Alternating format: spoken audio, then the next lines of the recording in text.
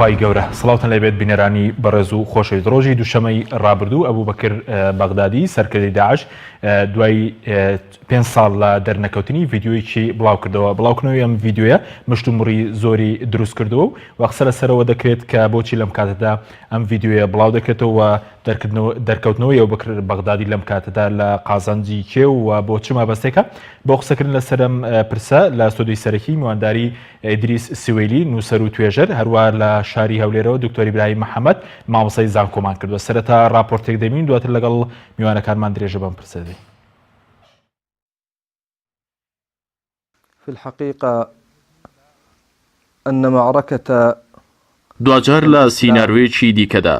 ئەبوبەکر بەغدادی بە ناردنی پەیامێکی دیکەی خوێناوی خۆی نیشاندایەوە. باسکردنی ڕووداوە نزیکەکان دەری دەخات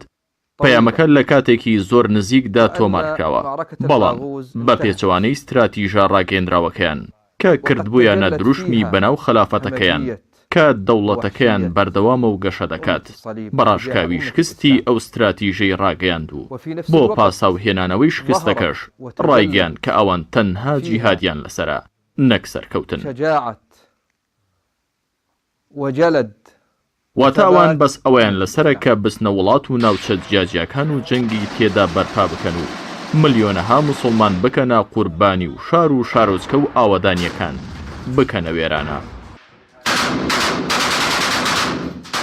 لە گرتە ڤیدیۆەکەی بەغدادیدا دەیەوێت خۆی وەکو سەرکردەیەکی ئاگادار لە ڕووداوەکان نیشان بدات بەوەی راپۆرت و زانیاریەکانی بە شێوەیەکی ئامادەکرا و پێشکەش دەکرێت و لەسەر ئەم بنەمایە بڕیار دەدات. گوایە ئاگاداری ڕووداوەکانە. ئەمەش پەیامێکی سەربازیە بۆ نێرانی کە لە دوای شکستە گەورەکانی داعش ناوبرا و هێشتا توانای کۆنتڕۆڵکردنی ڕێکخراوەکە و فەرماندەیی هەڕەمی هێزەکانی هەیە. بابەتێکی دیکە کە مانە شاراوەکانی شکستی ڕێکخراوەکەی لە خۆیدا هەڵگرت بوو بە مەبەست ناوهێنانی فەرماندا کوژراوەکانی بوو، بە تایبەت ناوهێنانی وڵاتەکانیان. ئەمەش دەری دەخات هێزی ئەم ڕێکخراوە تووشی خوێنبەربوونێکی بەردەوام بووە و با تەواوی ژمارەیان کەم بۆتەوە. ئەم ناوهێنانەش بۆ ئەوەی لاوانی ناهۆشیار و چاواشەکراوی ئەو وڵاتانە بەم جۆرە ڕیکلامانە هان بدات بۆ چەک هەڵگرتن و بەکارهێنانیان بۆ گەرم ڕاگرتنی کوورەی جەنگە دۆڕاوەکانیان.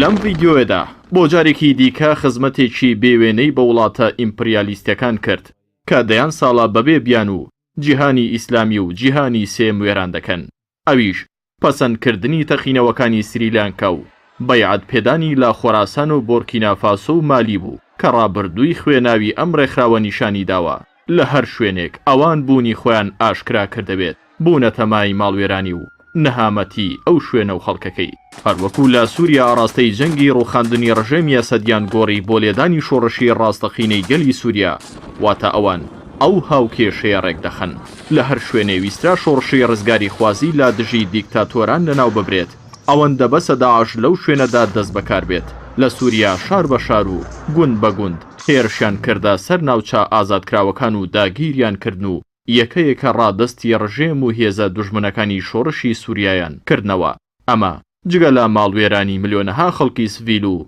وێرانبوونی پانتاییەکی بەرفراوان لە خاکی سونەنشینی سووریا و هەروەها لە عێراقیش. بەغدادی و لایەنگرانی نایەنەوێت لەم هاوکێشەی پەروەردگار تێبگەن کە ئەوەی لایانی ئەخلاقی دۆڕاند بە دڵنیایی لایانی سەربازیش دەدۆڕێنێت. کاتێ بەغدادی با پێچەوانەی دەخەکانی قورئان و سونەت خەڵکی سڤیل و ژن و منداڵ و پیر و پەککەوتە دەکاتە ئامانجی تەقینەوەکانی و ئەو دەکاتە ئاشی ناحەزانی ئیسلام و موسڵمانان بێگومان جگە لە شکست و سەرشۆڕی ئاکامێکی دیکەی نابێت.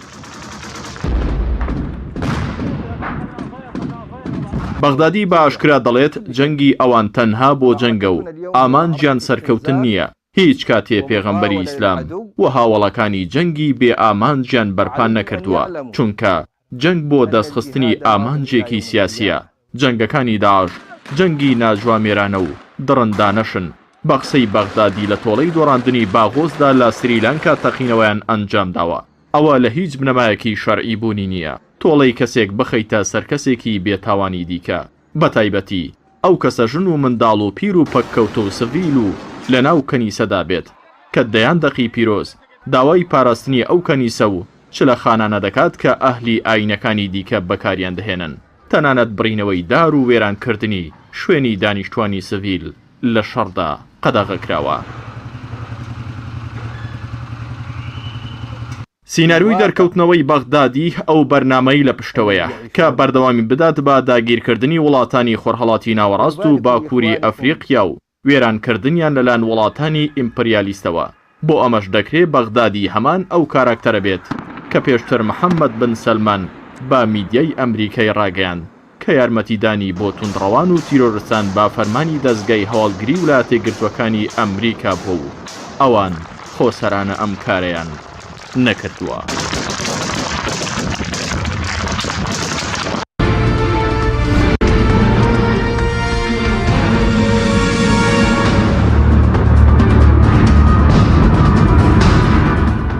جارێکی تر سڵاوتان لەبێت بینەرانی بەڕێز سوپاس بۆ میوانەکانمان مامۆستا ئیدریس بەخێر بێن سەرتە لە بەڕێستانەوە دەست پێ بکەین لەو کاتی کەم گرتە ڤیددیۆیە بڵاو بۆتەوە قسەی زۆر لەسەر ئەم گرتە ڤیددیۆیە دەکرێت بەوچوونی بەڕێستان ئەوەندێکی خوێندنەوەتان هەبێ بۆچی لەم کاتەدا و بەکر بەغدادی گرتەیەکی ڤیددیۆی هەژدە خوڵێکی بڵاو دەکاتەوە. بەناوی خوای گەورە سوپاس بۆ بەڕێستان. نوێترین دەرکەوتنی ئەبوو بەکر بەغدادی لە گرتە ڤیددیۆیەکی 18 دقەیە پەیوەستە بە دۆخێکی تایبەتی هەم داعشەوە هەم ئەو بارودۆخە تایبەتی کە ڕناوچەی ڕۆژهەڵاتی ناوەڕاستی پیاتی ئەپەڕێت. لە بەدرێژایی تەمەنی داعش ئەبوو بەکر بەغدادی دووجار دەرکەوتووە. جاری یەکەمیان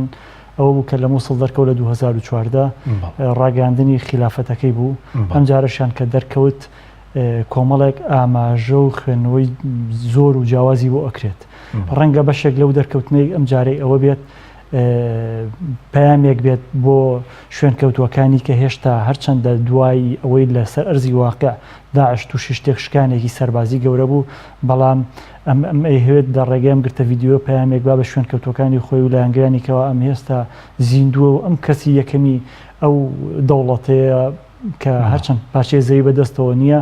بەڵام ئەم ڕێبەرایەتی ئەو هێزە ئەکات کە ناوی داعشە. ڕەنگە بە دیوێکی تریشە تەحەدیەک بێ بۆ نەیارەکانی لە کاتێکدا ئەوان زیاتر لە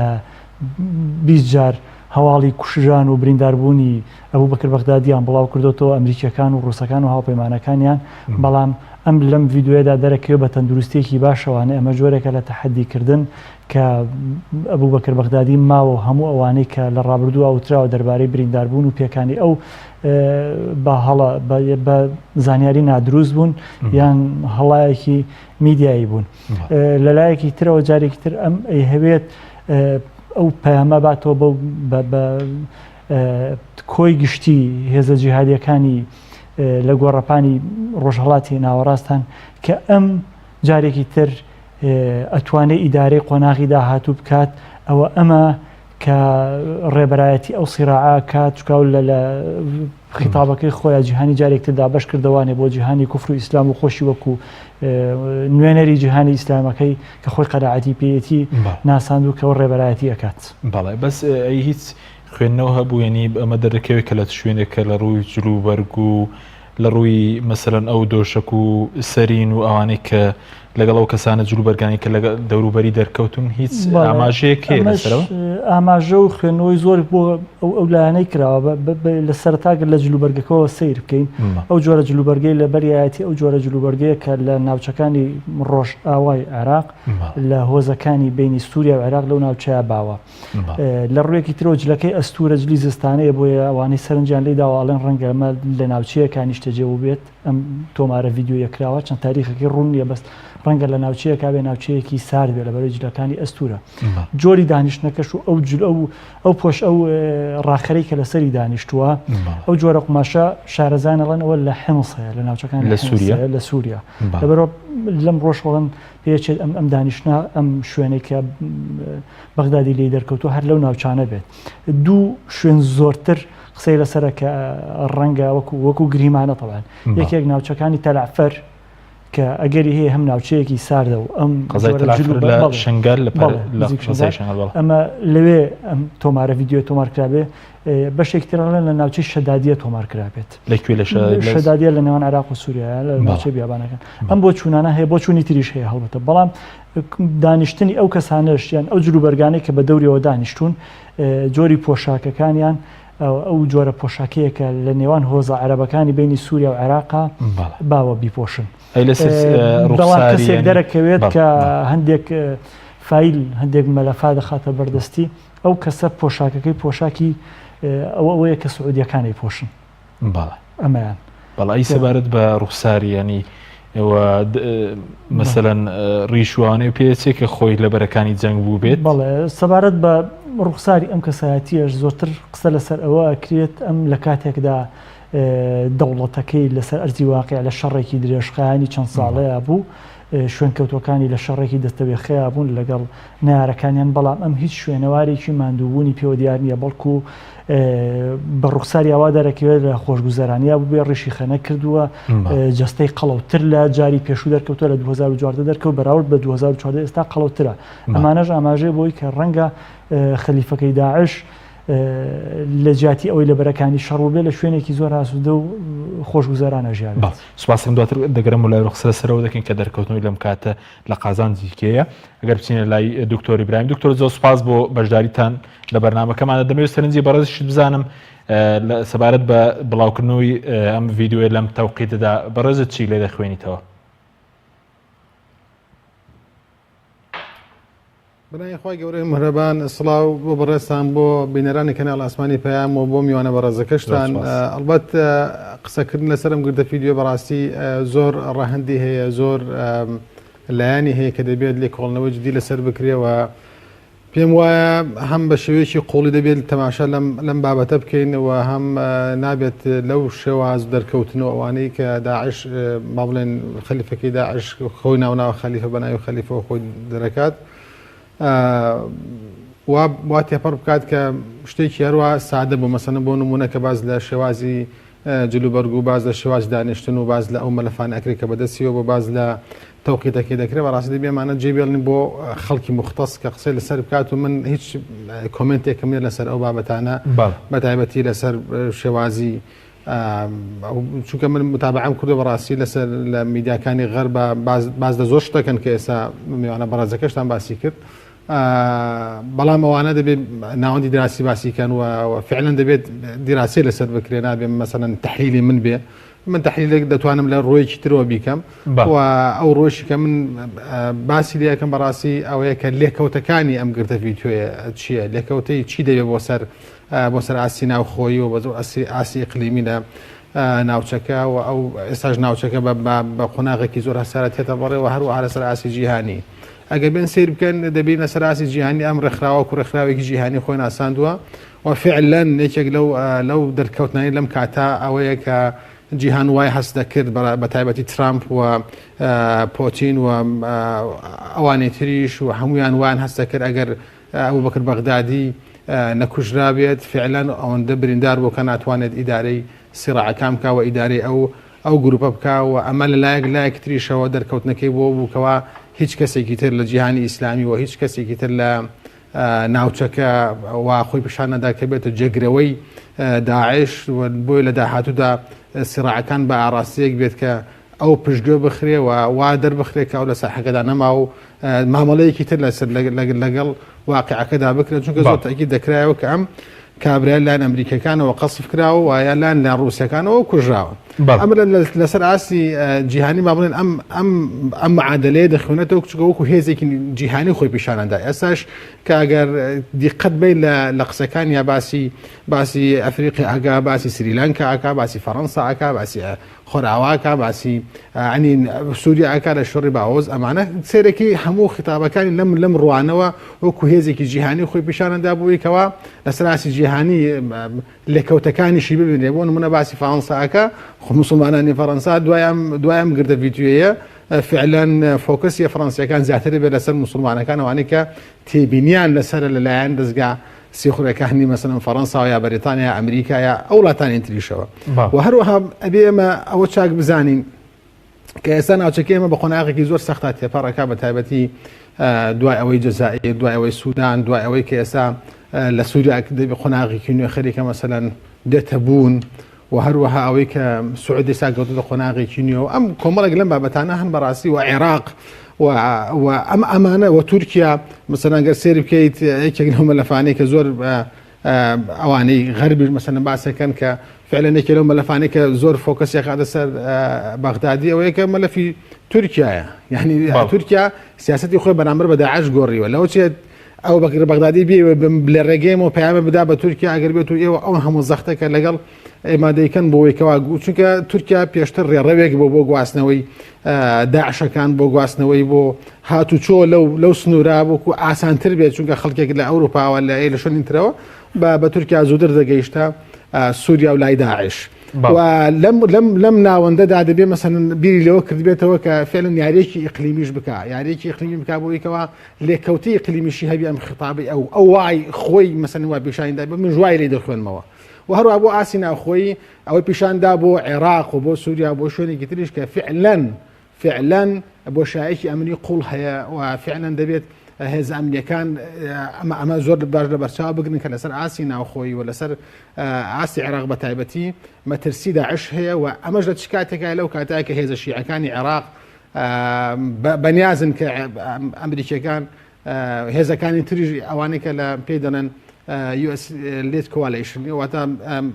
کەی وڵاتی یەکگرتووەکانی ئەمریکا سەرۆکایەتی ئەو حیلفەیە دەکات بۆ شەڕی داعش ئەمان بێن بڕۆنە دەرەوە لە عێراق ئەمە پیشان هەندا کە فعلا ئەو بەرێکی باشیدا بەدەست هێزەکانی ئەمریکا و بۆ هێزەکانی تریشەوە کە فعلا لە عێراق بمێنەوە ئەگەرەوان نەمێنەوە ئەو لەوەچێ لەو بۆشایی ئەمنیا کە دروستە بێت فعلا وای بێتە پێشچاو کە عێراقیەکان ناتوانن ئیدارەی وەزعەکەی خۆی خەتەرێکی شێوە هەروەها بینیم کرد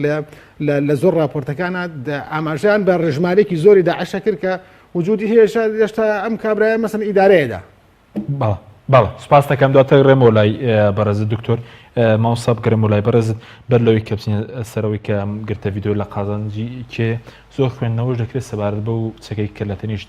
و چەکە جۆری کلاشینکۆفی کە لە تەنیشت ئەو بۆکر بەغدادی هەیە بەڵێ بە جۆرێک لە جۆرەکان ئەوەی کە قسە لەسەر ئەمەش ئەکرێت ئەمە پێشتر بن لادن هەمان شێواز چەکێکی دانابوو لە تۆمارە ڤیدیۆکانی خۆی هەزار قاوی هەمان شتی کردەبوو ڕەنگە بە جۆرێک ئەمە پامێک بێ بۆ نەیارەکانی کە پێیان بڵێ ئەوە من ڕێبەرایەتی قۆناغی داهاتووی جیهادی ئەەکەم لە جیهانی ئیسلامیدا ئەمە سەرڕای ئەوەی کە ئاماژەیە بۆ گۆڕانی استراتیژی داعش چونکە هەم استراتیژی داهاتووی داعش لەوە ناچێت تا ڕادەیەکی زۆر کەمتر ئەگەری ئەوە هەیە پەلاماری ناوچەیەکی تری جوگرافی بدات وەکو جاری جاران بێوێت جێپەی خۆی لەسەر سنوورێکی جوگرافی بکاتەوانێ بەڵکو بە پلەی یەکەم پشت دەبەستێ بە ئەوەی کە بە گزارشتی خۆی بەغدادی پێوە حربی ئیستینزاف جەنگێکی کراوە لەگەڵ نەیارەکانی خۆیە بەوەی کە لایەنگرانی ئەم هێزە لە هەر شوێنێک بتوانن بەڵێ پارتیزانی و لە هەر شوێنێک بتوانن گورزی خۆیان لە نەیارەکانیان بۆشن حتا ئەم شانازی بەوە کرد کە لە ماوەی ڕابردووە 92 عملیان دژی نەهاریانیان کردووە ئەمە ڕەنگە جۆرێک لە جۆرەکان دەرکەوتنی ئەم چەکە و بەم شێوە دانیشتە ئاماژەیەک بێ بۆ ئەوەی کە ئیتر جارێکتر ناگەڕێتەوە سەر ئەو نمتەی لەسەر زەویەکی دیاریکرا و خلافەتەکەی ڕابگەێنێت باشە بە سەبارەت بەوەی کە زۆر قسە لەسەرەوەی کە ئەم بڵاوکردنەوەی ئەم گرتە ڤیدیۆ لەم کاتەدا ئەو تۆمارە ڤیدیۆ لە بەرژەوەندی کێ پێدوای کێ قازانجی یەکەم چێ دەکات لە بڵاوکردنەوەی ئەم گرتە ڤیدیۆیە ڕەنگە گەرواقعی قسە لەمە بکەین دەرکەوتنی بەغدادی لەم کاتەیە پەیوەستە بە کۆی گشتی ڕووداوەکانی ڕۆژهەڵاتی ناوەڕاستەوانێ لە کاتێکدا ئێران هەڕەشەی داخستنی هورموزە کات لە کاتێکدا لە یەمەن شەڕ بەردەوامە گۆڕانکاری لە جەزائیر ڕوئەدات گۆڕانکاری لە لیبیا شەڕ بەردەوامە لە ناوچەکانی سووریا و عێراقا شەڕ بەردەوامە لە عێراقا بە تایبەتی وەکڵی فشارێکی زۆر هەیە لەلایەن گروپەکانی حەشتی شعبی و نزیک لەوانەوە بۆ ئەوەی هێزەکانی ئەمریکا دەربکەنە دەروانە لە عێراق ڕەنگە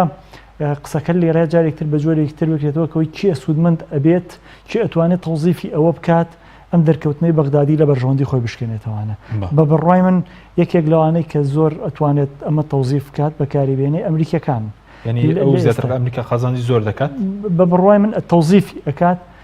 بەکاری ئێنێت قازانج و تەوزیفی کە ئەمریکا لەم گرتە ڤیدیۆیە بۆ نمونە دەستی دەکەوێت بە نمونە ئەکرێت فشارێک بێ لەسەر هێزە عێراقیەکان کەوا هێشتا داعش مەترسیەکی ڕاستەقینەیە لەسەر ئەمان توانای ئەوە هەیە بەرامبەریان بۆستێتەوانەیە بۆیە بوونی ئەمریکا لە ناوچەکەیە بوونی ئەمریکا لە عێراقا یەکێکە لە ضروراتەکان ناتوان ئەمان فشار بکەنە سەر ئەمریکا بیکەنە دەروانێ ئەگەر لە ڕووی واقعیەوە قسە بکەین هێزەکانی داعش لە ناو عێراقا جمو جوڵیان هەیە ئێستا بە تایبەتی لە هەردوو ناوچەی حەمرین و لە چیاکانی قەرەچوخ لە مەخمور بە اعترافی دەستگا هەڵگریەکانی عێراق دەستگا سەربازیەکانی عێراق چەندین بنکیان هەیە لێ و دەیان بگرە هەندێک جار ئاماژە بگرە سەدان چەکداریان هەیە بێ لە شانە نووسەکانیان کە لە پارێزگاکانی تری عێراق هەیەە کەواتە ئەمانە مەترسیکی ڕاستەقینن بۆ داهاتووی عێراق ئەتوانرێ ئەمریکا سوودەمە وەربێنێ پێ دوایمە بۆ سووریاش ڕاستە بە تایبەتی دوایەوەی کە ترامپ لە مانگی 12 لە نۆزەی 12 ساڵی ڕابردووتی ئێمە لە ماوەی 100 ڕۆژە هێزەکانمان لە سووریا لە ڕۆژاوی کوردستان لە باکووری سووریا دەکشێنینەوە بەڵام ێستا هێزەکانی نەکشانەوە ئەو فشارش کە بۆ سەر ئەمریکا پێ دوایمە پاساوێک کە بۆ مانەوە هێزەکانی ئەمریکا لە عێراق و لە سووریا دوایی دەرکەوتنی ئەبوبەکر بەغدادی نوێنەری تایبەتی ویلایەتە یەکگرتووەکانی ئەمریکا بۆ سووریا وتی هێشتا داعش لەسەر ئاستی جیهان مەترسێکی گەورەیە بەڵام خۆی پێشتر خۆیان دەگوت داعش کۆتایی هاتووە بەڵێ ئەوان وت بەست ئێستا ئەوان ئاماژە بۆ ئەوکەن کەم هێزە ڕاستە لە ڕووی واقعەوە لە ڕووی جوگرافیەوە کۆتایی هاتووە حتا ئەبوبەکر بەغدادیش لە وتارەکەی خۆیان ئاماژەی بە شەڕی باغۆزدا کە دواهەمین شەڕی داعش بوو لەگەڵ هێزەکانی سووریای دیموکرات کە کردیان و لە نەورۆزی ڕابردووە ئەوە بوو ئەعلانی سەرکەوتنی هێزەکانی سووریای دیموکراتی کرا و بەغدادی ژەڵێ باغۆز کۆتایی هات کۆتایی هات ئەمە ئاماژەیە بە شکستی سەربازی داعش بەڵام ئەمە مانای وانە داعش بە تەواوەتی کۆتایی هاتبێت هێزە سەربازیەکانی تا ڕادەیەکی زۆر کۆنتترۆل کراوە یان توانە سەربازیەکانی کەم کراوەتەوە دێک شکێنراوە بەڵام هێشتا داعش لەسەر ئاستی جیهان گەورەترین ڕێکخراوی تیرۆریستیە کە مەترسی بۆ سەر زۆربەی وڵاتانی جیهانی هەیە باشە بەس ینی پێ دوایمە پاساوێکی باشە بۆ ئەمریکا بۆ مانەوەی لە عێراق و لە سووریا بۆ ماوەیەکی درێژتر بەدڵنیایەوە بەڵ سپاس دەکەم دۆتەکەم ولاڕێز دکتۆر ئەگەر بگرین وڵای بەڕێزت سەبارەت بەوەی کە بۆ نمونەوە بەکر بەغدادی لە تۆمارە ڤیددیۆەکەیدا باسی ئەو کردەوە تیرۆریستیە دەکات کە لە سریلانکا ڕووی داوە تا چەند پێ وایە یعنی ئەم لێدوانە مەسەرەن کاریگەری خراپی دەبێت لەسەر ناوبانگی ئیسلام و لەسەرەوەش کە ڕق بەرامبەر بە مسلمانان لە وڵاتانی جیهان لە وڵاتانی ئەوروپا زیاد بکات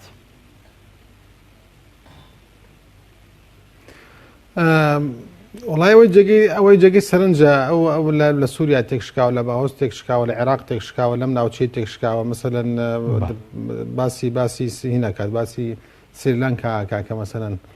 بەو شێوازەیە ئەمە لایەکمە جێگەی تێڕامانەکە ئەم دەوێت سەرنجی خەڵکی لەسەر عێراق و سووریا لان بۆ شوێنێکی تر بۆ سریلانکا بۆ ئەو بابرن باشووری ئاسیا لێەوە مەسەن بۆ ئەفریقیا بۆ شوێنێکی تر ئەوێت ینی لەفتی انتیباه لەسەر نقطەیەکی تەرکیز نەکاوەکو بڵێ ئەمە لە باهۆز تەواوبوون تر تەواوبوونا ئەو بە شێوازێکی تر قسە ئەکا دەیەوێت شتەکەی خۆی بە عالەمی بە جیهانی بکاواتە لەسەر ئاستێکی دیاریکراوە نەوەستێت و ڕێکخراوێکی جیهانی خۆی پیشانداوە پێم وایە بەو ئاراستەیە ئیشی کردووە فعلەن ئەوەش کاریگەری و لێکەوتەوە کۆنتم دەبێت کە بەڕێزشت ئاماژەتی بێکرد فعلەن ئەمە بۆ سەر موسڵمانان ئەوانەی کە تێبین و سەرنجیان لەسەر لەلاەن دەستگا هەواڵگریەکان لە ڕۆژئاوا لە وڵاتانی خۆڕڵاتی ناوەڕاست زیاتر ئەبێت مەسەلەن دەستگاکان زیاتر سەرنجیان خانە سەر ئەمە لایکتریشەوە کۆمەڵگاکانی ئەو ڕۆژئاوا کۆمەڵێک ڕیسیست کۆمەڵێک خەڵکی متعسیب و دەمارگیریان تێدا بەڕاستی ئەمە وایان لێکا زیاتر ئەوکە بڵێ مبەرریاندا بەدەستەوە کە ئەوان زیاتر تونتر بن بەرامبەر مسلمانەکان ئەوەی کە بینیمان چەندین حادیسە کرد چەندی ڕوودا لە بریتانیا لە فەڕەنسا لە وڵاتەکانی تر کە لە ئەمریکا مەسەلەن ئەمانە هەمووی واکە ئەو ڕیسیستانە ئەو خەڵکە متعسیبە دەمارگیرانەی کە ڕقان لە مسلمانان هە ئەمە بەڕێک بم بدەستە بڵێن ئەوە تا دیسانەوە هەڕەشەمان لەسەر و دیسانەوە ئەو هەڕەشەی مسلمانان ئەوان بۆ واتایە کە بەخەڵەتی ئەگەن لەوەی کە ئەمە نوێنەراتی مسلمانان و مەراتی ئیسلامەکە وایژ نییە کە بەڕاستی شیرینە ئەوان پیشانی ئەدەن لە تەسەڕفی خوان بەڕاستی ئەمەکەەوە ناکات کە ئەم داعشە فعلا نوێنەری مسلمانان و ئیسلامی بەڵام وەکوتم ئەوان سوء ئیسفادەی لێ دەکەن بۆ بەرەنگاربوونەوەی ئەو شتێک کە خوان دژینی. بەڵێ ینی بە بۆ چوونی بەڕێزت گەورەترین زیان کە بۆ لە مسلمانان درابێت چ لە عێراق و لە سووریا یاخود بڵین لە ناوچە سونیەکان و ئەوەش کە ڕەنگە لە داهاتووشدا زیانیەوێ بۆ سەر مسلمانان خۆی مەسەلەن ئەم خیتابەی داعشە پێم وایە داعش خۆی بۆ خۆی بە خۆی ینی خەسارەت بۆ مسلمانان خەسارەت بۆ ناوچە بە تایبەتی سونە نشینەکانیش ئەگەر بێت و زۆر کورتی کەیتەوە داعش ماڵوێرانی بۆ خۆگەڵ خێناوە داعش کاولکاری لەگەڵ خوای هێناوە داعش جۆرێکی شێوازێکی ناشرینی پیشان دەکەوت ئێمە ئیسلامە کە ئیسلامیش لێی بەبەریە ینی بەڕاستی خۆی بۆ خۆی داعش کۆی داعش بۆ خۆی خەتەرە بۆ خراپ نیشاندان و نیکاسکردنی شێوازێک لە شێوازەکان کە ئەوان خوان ناوێن ناوە خلافەت و کەەوەش لە خلافەت زۆر دوورە ئەمە لایەکی ترش ئەم ڤیددیۆی تازەی کە ئەو بەکر بەغدادی باسی لێوەکە کە 18 دقەیە فعلا کاریگەری خراپی و لێکەوتی خراپی دەبێت بۆ سەر مسلمانان لە ئاسە جیاوازەکان بە تایبەتی لەو ڕوانگەیەوە کە ڕئیسەکان خەڵکە دەمادگیرەکە بۆ مبەرێک دەگەرن بۆی کەوا دژ مسلمانان قسە بکەن بۆی کەوا مبەرێکیان دەستکەوە زیاتر تون بن بەرامبەر مسلمانەکان بۆ نمونە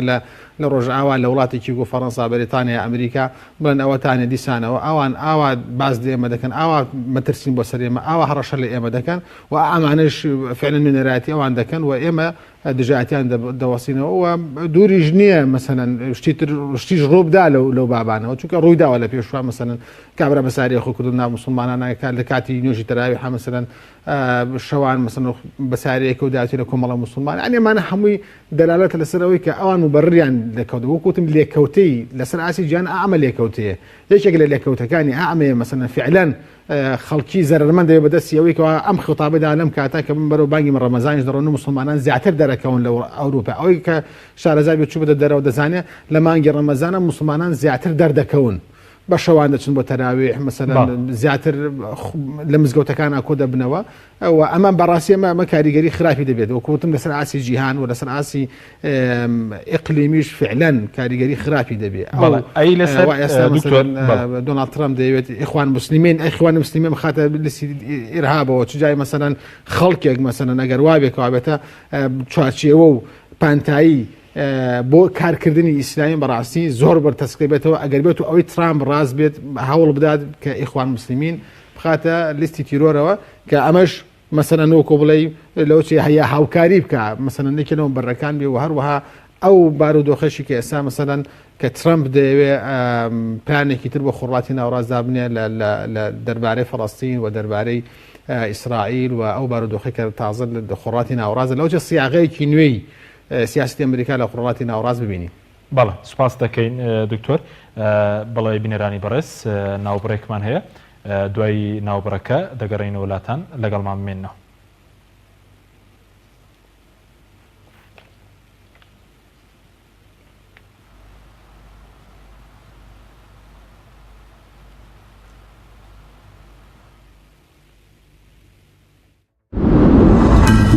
تۆپ ئارت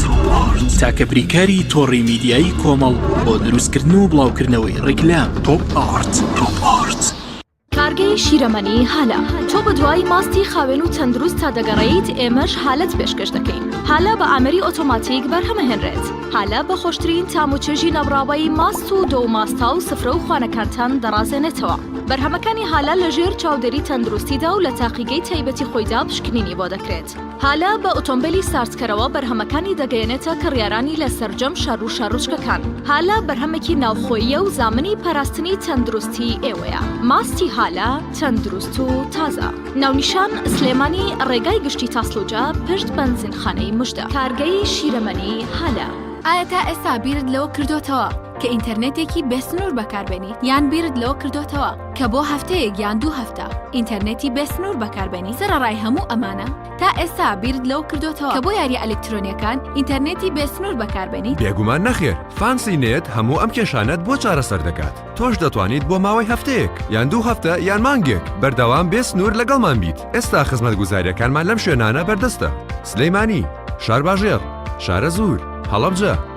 سەی سادق عربەت پێنجوێن بازیان تاسڵوجە و زەرگوێز فانسی نێت هەمیشە ئینتەرنێتی بێسنوور گەڕان بە دوای تامێکی نایابوو بوونێکی جیاواز تەنها لە ئالیندا بەدی دەکەین بەرووبوومی ئەم ڕەنگانە خۆشترین تام و بۆن دەبەخشن باشترین جۆرەکانی بەهارات هەڵدەبژێرین و کۆی دەکەینەوە ئاهەنگی خۆشترین تام و بۆن دەگێڕین ئێمە تەنها بە بازووی خۆمان باشترین بەرهەمدێنی لە هەموو وەرزەکان لە هەر کات و شوێنێک تەنها ئالین ئالین هێمای سەرکەوتن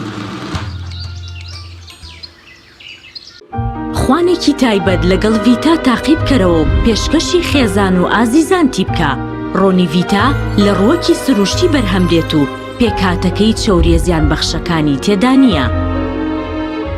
ڕۆنی ڤیتا باشترین ڕۆنی لە 100% سروشتی ڤیتا نهێنی خواردنە بە تامەکانی سەر سفرەکەت تۆپ ئارت تاکە بریکاری تۆڕی میدیایی کۆمەڵ بۆ دروستکردن و بڵاوکردنەوەی ڕیکلام تۆپ ئارت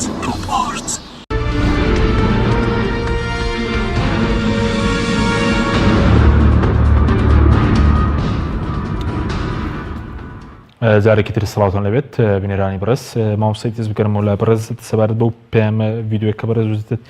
پێیامیش تێدا بوو بۆ ئەوانەی کە شوێنکەوتەی داعشن بەڵام پێ دوای ئەو هەموو وێرانی کە داعش چ لە عێراق و لە سووریا و لەسەر ئاسی جیانیش مەسەرە مسلمان لی زیان مەدمون پێ دوایە جارێکی تر زەمینەی بەهێزبوونەوەی هەبێت ڕاستە داعش لە سەر زەوی واقع نەماوە بەڵام نابێ بێ ئاگابین لەوەی هێشتا هەزاران لایەنگری لە سەرتاسەری جیهانە هەیە شوێنکەوتەی هەیە ئەمانە هەموو خۆیان وتەنی بەیعەتیان ناوە بە کەسێک کە خۆی بۆکو خەلیفەی موسڵمانان ناساندووە کە ئێمە بە خەلیفەی داعشی دانین بە پێی جارێ لە ڕۆ دینیەکۆ ئەمان خۆیان وابەستە ئەزانن کەوا بەیعەتێ لە گردنیان نایە و بەیعەتیان بەو خەلیفەیە داوە هەرچیەکیان لە دەست بێ بیکەن پەیامەکەی ئەمیش بۆ شوێنکەوتەکانی لە تەواوی جیهانە ڕوون بووکەوە بەڵام هەربی استینزاف بکەن بەس بۆ ناوچە سونیەکان ئێستا پێ دوای ناوچە سونیەکان لەوە ئێستا تێنەگەشتن کە داعش بەڵایەک بۆ ناوچانە وێرانکاری زۆری هێنا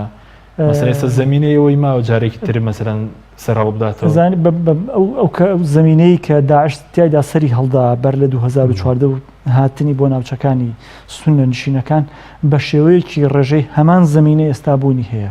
پەراوێز خستنی سونە ڕاوەدوونانی سونە گەندەڵی خراپی دۆخی ئابووری هەموو ئەمانە لە ناوچە سونەکان بوونی هەیە ئیزافەتەن بۆ ئەوە لە سەردەمی داعش شتێکی تریشیان بۆ ئیزافە بوو کە هەزاران هاوڵاتی عراقی بۆ هۆی شەڕەکانی داعشەوە کۆچی کرد بە جیاوازی ئاینی و ئەوە شەوانە غەیری مسلمان و مەسیحی و ئێزدی و ئانەش کۆچیان کرد ئەمە شایەتە ئێستا لەو ناوچانەیە بە شێوەیەکی ڕێژەی زەمینە هەیە بۆ بەڵام جیاواز لەوەی ڕەنگە بەمە ڕێژەیەکی کەمتر بێت و سونەکان سەرچاوی دارایەکانی شەر نەتوانراوە ببڕدرێ ینی پێشتر بۆ نمونە نەوتیان هەبووە تا هەندێک مەسەلەن بەرپرسی کورد باز لەوەکرە کە بازرگانی لەگەڵ داعش کردووە لە پەرلەمان لیژنی لەسەر پێکات بەڵام دواتر ئەنجامەکەی دیار نەبوو ینی دارایەکانیان نەبڕاوێ سێ داعش کاتێکە شەڕی باغۆس ڕوویدا باز لەوە کرات چەندین تەن ئاڵتون کە داعش لە ناوچە جیاوازەکان کۆی کردوتەوە لە باغۆس هەشاری داوە على ساز گەمارۆ دراوە و دەستی بەسەراگیرە بەڵام ڕوون نەبوو ئەبێ ئەوەشمان لەبەر چاوبێت داعش زۆر وریانە مامەڵی کردووە ئەوەندەی من سەرنجم داوە بەشێک لەو سەرۆت و سامانەی کۆی کردوتەوانێ بەر لەوەی ناوچەکان بکەونە ژێر دەستی هێزەکانی سووریای دیموکرات و عراقیەکان و هێزەکانی تر گواستوێتەوە بۆ شوێنێکی نادیار و هێشتا داعش سەرچاوەیەکی مرۆیی و دارایی زۆری لەبەردەست ماوە حتا باز لەوە کرد تەنانەت لە وڵاتانی دەوروبەریش توانیوێتی بوون لە وڵاتێکی وەکو تورکیا لە لوبناان لەوانە پارەسپی بکاتەوانێ و سەرۆتی خۆی حەشار بدات. باشە بەس سەبارەت بە بەهێزبوونی ئەم ڕێکخراوە دواتریش لە ناوبردننی زۆر قسە لە دەکەی ئەمە دروستکراوی وڵاتانی ئەوەندەی کە خوێندنەوە تەبێ پێ دوای کۆمەڵی وڵات ینی لە پشت دروستکردنی ئەم ڕێکخراوە وەکو یاریەک بۆ خۆیان بەکاردێن بۆ بەرژەوەنەکانی خوێن بەدڵنیاییەوە وڵاتان لەوە جنگێک ئەو جنگی هەیەە و یا ئەو دەستگا هەواڵگریانەی هەیەە زۆر بەهێزن و ئەتوانن تەوزیفی ئەم هێزانە بکەن لە بەرژەوەندی خۆیان بەکاری بێنن. وەکو پێشترش ئاماژەمان پێدا دەرکەوتنی بەغدادی لەم کاتەیە ڕەنگە خزمەت بە ئەجەندای هەندێک وڵات کات و هەندێک وڵات ئەگەر لە پشتیم قزیەشەوە نەبێت بەدڵنیاییەوە ئەتوانێت تەوزیفی بکات و لە بەرژەوەندی سیاسەکانی خۆی لە ڕۆژهەڵاتی ناوەڕاستە بەکاری بهێنێت تا بەر لە دەرکەوتنی ئەبوو بەکر بەغدادی چاوی میدیاکان لەسەر مەسەرەی داخستنی گەروی هورمز بوو بەس چەند ڕۆژێکم قەزەیە گۆڕاو هەموو میدیاکان چاویان لەسەر دەرکەوتنی بەغدادیەوە ئاخۆ جێکەوتەکان و کاریگەریەکانی ئەم کەسایەتیە کە ئێستا لەسەر ئاستی جیهان یەکەم داوا کراوە لەسەر ئاستی جیهان و 25 میلیۆن دلار تەرخان کراوە بۆ کوشتنی یان دەستگیرکردنی یا ئەوەی کە زانیاری ئەدات لەسەر ئەم کەسایەتیە لەسەر ئاستی جیهان ئەم پارەی بۆ تەرخان کراوە بۆیە ئێستا چاوی میدیاکان هەمووی لەسەر ئەمەیە. بەس پێێتەوە مامۆسانی ئەمریکاوانیش خوان کە دەستگای هەواڵگیری بە خۆتیانێن مەبەستیان بوو بێ کە بەتەواتی ینی پێ دوایان ناتوانن ئەگەر لە ناوی ببن شوێنەکەی ئاشکرا بکەن بۆنە وڵاتانی بەگشتی وڵاتانی دەرەوە مەوەسم ڕەنگە ئەوەی ئێمە ئێڵێن تەنیا تەحلیل و قسەی خۆمان بێت زانیاری ئەو تۆ لە بەردەستانیە ئەمریکا ئەتوانیان بەڵام بۆ هەموو بەڵام باش شتێک لەبەر چاو بکرین هەندێک جار هەندێک لە کەسایەتیەکان لە چاوی دەستگا هەواڵگریەکانی ژوور نەبن زۆر بە ئاسانی بۆ نمونە پێشتر ڕۆژنامەنووسێکی هۆڵندی باسی لەوە کرد چەند هەفتەی ڕابردوو راپۆرتێکی بڵاو کردوانێک کە کەسایەتی یەکەمی تالیبان لە ئەفغانستان مەلا محەممەد عومەر چەند کیلۆمەترێک لە نزیک یەکێک لە بارەگاکانی هێزەکانی ئەمریکاوە ژیاوە لە کاتێکە ئەمریکا بە دووری 10 کیلۆمەتر لەو بارەگایە لە ناوچەکانی تۆرابۆرە سۆراخی مەلا محەممەد عومەریە کرد بەڵام ئەو لە بارەگای لە ڕێگەی ئینتەرنێتەوە بۆ نمونە ینی پێ دوای دەستگاکانی وڵاتە ناتوانن لەکوێوەم گرتە ڤیددیۆ بڵاو کراوەتەوە ئین داخلکردنی و لە ناو ئینتەرنێت و لە ناو مەسەرەن تۆڕە کۆمەڵاتیەکان داعشیش هێزێکە توانایەکی مرۆیی زۆر باشی لە بەردەستایە لە ڕووی تەکنیکی و تەکنۆلۆژیا و بەکارهێنانی تۆڕەکانی ئینتەرنێتەوانێ تا ئێستا زۆر بەهێزە کە ئەتوانێت هەندێک شت هەیە کە ئێمە زۆر بە سادەی لێکی ئەدەینەوانێ ئاخۆن ڤیددیۆ لەکوێ هاتوو لە شۆ بڵاو کرایەوانێ ئەکرێ زۆر بە سادەی ئەمانە تێپەڕێنێت. سپاس دەکەم دکتۆر گەرەمە و لای بەڕێزت سەبارەت بەوەی کە ئەبوو بەکر بەغدادی ناوی چەند ویلایەتێک دێنێەوە لە ناویاندا مەسەرەن باسی چەند وڵاتێک تریش دەکات یاخود بۆ نمونە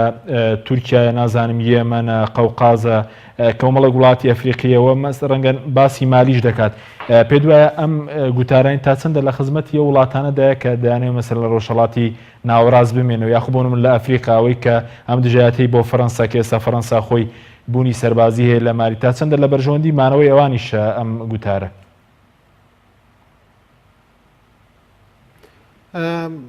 فعلا من وەکو ئاماژەم پێکەنە سەرەتاوە ئەمە یەکێک لە لێکەوتەکانی ئەوەی ئەمە مبەرێکی دا بۆ دەوڵەتانە کە فعلا هێزەکانی خۆیان زیاتر تۆکمە بکەن و من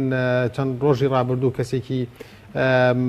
با بڵێن ڕۆژاوایەم بینی یەکێک لە پرسیارەکانی ئەوە بوو ئایا ئەمریکا دەکرێتە دەرەوە لە عێراق یان ناکرێتە دەرەوە کەسێکی ئەوروپی بوو کە مهتەم بوو بۆ قەزیانە من وتم هێشتا بۆ شای ئەمنی هەیە لە عێراقا و فعلا داعش پێش ئەو خیتابە ئەم گرتە ڤیددیۆی ئەو بەکرباوتم هێشتا داعش بەهێزەوە پێم وانە عێراق بتوانێت بێ ئەمریکا بێ وڵاتانی ئەوروپا بتوانێت ئیدامە بە لایەنی ئەمنی خۆی بدات لە ناوچەکەدا و فعلا من گوێم لە یەکێک لە خەبیرەکانی بریتانیاش بوو لە بواری ئەم کەیسی ICS واتە داعش بەڵێ. زۆر بەباشی ئاماژە بێکوتی بەبێ معلوماتی ئێمە نزیکەی ئەو بەکر بەغدادی تا ئێستا نزیکەی سەرکردایەتی نزیکەی تا 15,000 خەڵک دەکات لە سووریا و لە عێراق و ناوچەکانی تریشدا ئەمە فێرەن ئەوەدا ئاماژەیەکە فێنە ئەمان بەهێزن و ئەوانیش مەسەنەن ئەم لێکەوتەی سێر دەکات مەسەن کە باسی فەڕەنساکە لە ئەفریقیا و باسی مەسەنەن وڵاتانی تر دەکا و باسی تورکیا دەکامانە کە تورکیا مەسەنەیەکی هێز بوو لەوانەیە کە مەسەن کاریگەری هەبوو لە داعشیش لە هەمان کاتدا ئەمە بەڕاستی ئەمانە هەمووی ئاماژن بۆی کە فێنن ئەو دەوڵەتانە جۆرێکی تر مامەڵە بکەن و بە جۆرێکی تر بێنە ناو مەیدانەکە و جۆرێکی تر لە تعامل لەگەڵ داعش بکەن وەکو خۆی ئەوە بەکر بەغداد دەڵێ حربی ئیستینزافی واتە گورزی گورچک بڕ بدرێ لە هێزەکان ئەوانش دیسانەوە مامەڵەیەکی تر لەگەڵا دەکەن جاران ئەگەرەوان جەبهەیەکی کراوان هەوو بێ لەگەڵیا بەڵام ێستا جەبهەیەکی کراوەنی ئەوان بە شەڕی پارتیزانی مەسەلەن دەیانەوێت وەکو لە گرتە ڤیدیۆکە ئاماژەی پێکرد ئەوان مامەڵە بکەن ئەمریکا و بریتانیا و فەڕەنسا و وڵاتانی تریش بە هەمان شێوە دێن تاواجدی خۆیان زیاتر لەسەر ئەساس ساحەکە ئەو منطقەیە کە داعش تایە وەکو چەکدار وجودی هەیە فعلەن کە بریتێ لە عێراق و لە سووریا ئەوە ئەمان هەموو ئاماژەن ئاماژەی لێکەوتەی ئەو بارودۆخەن کە لە دوای گردە ڤیدیۆی کاتە بوون کە ئەوان ئایا چاوەڕوانی ئەوان دەکەن ئەوان بزانن استراتیژی و سیاستی خۆیان چۆن بەلوەرە دەکەن چۆن گەڵاوە دەکەن لاوچەکە و فعلا دوای ئەمە دەبێ ئەوانش خوێندنەوە و دراسەیەکی شیکاری گرنگیان بۆ کردبێ بەڵام ئەوەی کە گرنگ ئەوەیە کە ئێمە بزانین ئایا توانای دەستگا استخباراتەکانی وڵاتانی ڕۆژە ئاوا ئەم تەکنۆلۆژیا بەهێزی کە هەیە کە لە ئاستێکدایە کە ئەتوانن شوێنی هەموو خەڵکێک دیاری بکەن و ئەتوانن بە شوێن زۆر وردەکاری تردا بگەڕن ئایا ئەمە فعلا پرسیاری زۆر هەڵدەگرێت بۆ ناتوانەوە بەکری بەغدادی بدۆزنەوە بۆ ناتوان ئەو بەکری بەغدادی کە هەموو هەڕەشانە لە ئەوروپاکە لە خۆراواکە بدۆزنەوە ئایا ئەمە فعلا بێتوانایی دەستگاوەڵگرەکانە ئایا ئەوان ناتوان بیدۆزنەوە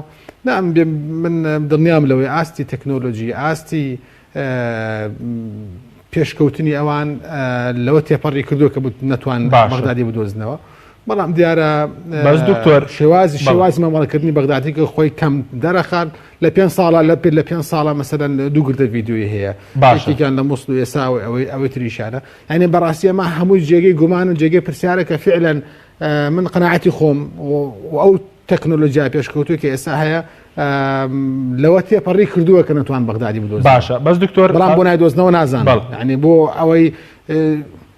بەڵێ باش قازانجی مەسەلەن وڵاتانە چییە لە مەسەلەی بوونی داعش و مەسەلەن بەهێز بوونەوەی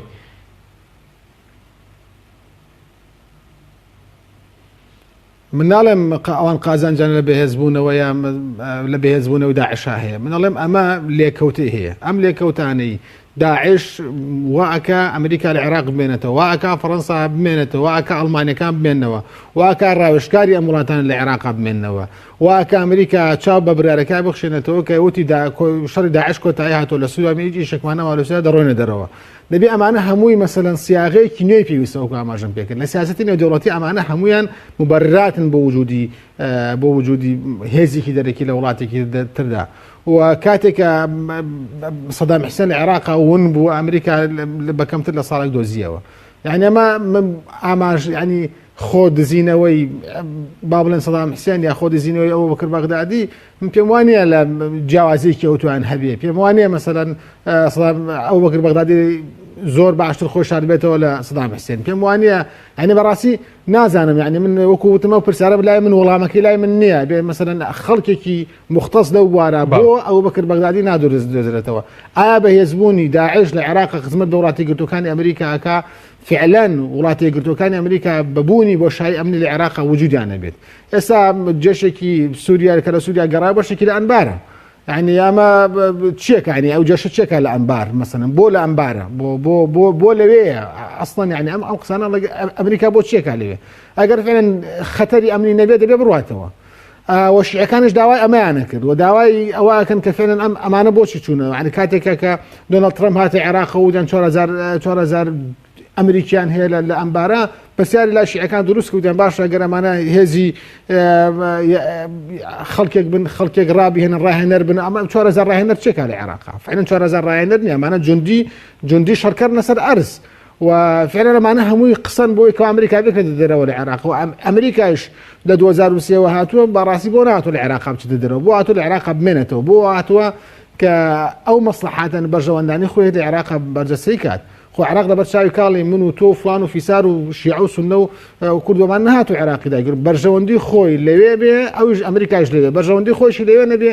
ئەم لایەنی هیمانەتی و ئاتالانی مرۆڤایەتی و مافی مرۆڤ و ئەم شتانە بەڕاستی ئەمانە هەمووی زەریعەیەکی شتێکن بەدەستی وڵاتی زیرهێزەکانەوە بەکاردێنن بۆ کۆمەڵە مەرامی خۆیان یعنی بەرژەوەندی یەکان ئەم قسەیە مەگەر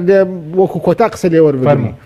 وڵاتی یەکگرتووەکانی ئەمریکا وڵاتانی ئەوروپا ئەو وڵاتە زیرهێزانە بەرژەوەندی نەتەوەیی بەرژەوەندی نیشتیمانی بەرژەوەندی وڵاتەکەی خۆیان لەپێش هەموو بەرژەوەندێک دادەنێن واتە لەبەر بەرژەوەندی ئەوان لە عێراقن نەک لەبەر ئەوەی کە عێراق وڵاتێکە پێویستی بە دیموکراتیزەکردن هەیە ئەگەر پێویستی بە دیموکراتیزەکردن هەبێ بەڕاستی شێواز و میکانیزمی زیاتر هەیە و بۆچی مەسەلەن لە سعودی هەن و بۆچی لە کۆیت هەن و بۆچی لە وڵاتی تر هەن و بۆچی لە دەریای ناوەڕاستدا هەن و ئەمانە هەر هەمووی بەرژەوەندەکانی ئەم وڵاتانە دەنوێنێ ڕنگدان و بەرژەوەندەکانی ئەوانە نەک بەرژەوەندی ینی والێک بێنەوە مەسەن ئەگەر بۆن مونە سەر کە باشە لایەنی ئینسانی و ئەمانە باشە بۆچی دەسین قسە ناکە وڵاتی یەکگرتووەکان ئەمریکا کە چەندین مسلمان لێ مەسەلەن تا ئێساش لە زیندانەکانە لە ژێر شکنجەدانی مەسەلەن وڵاتی چینە مەسەلەن خەڵک هەر ئاگایشی لێ نییە ئیعلامیش تەغطی ناکە ئەی بۆچی بۆ نمونە لە بۆر مابینیمە مسلمانان بۆچی وڵاتی یەکگرتووەکانی ئەمریکا مەسەلەن ئەگەر لایەنی مرۆڤاتی ئەمانە هەمویان پرسیارن کە پێمان دەڵێن فعلەن بەرژەوەندی ئەم زیرهێزانە لەکوێ بێ خۆیان لەوێ بن ئیتر عیلاقەی بەسەر کورد و عەرەب و شیعە و سونەوە نییە دێتە سەر ئەوەی کە ئایا ئەم پێکاتانە ئەم وڵاتانە ئەم خەڵکانەی کە لەم وڵاتانن کە وڵاتە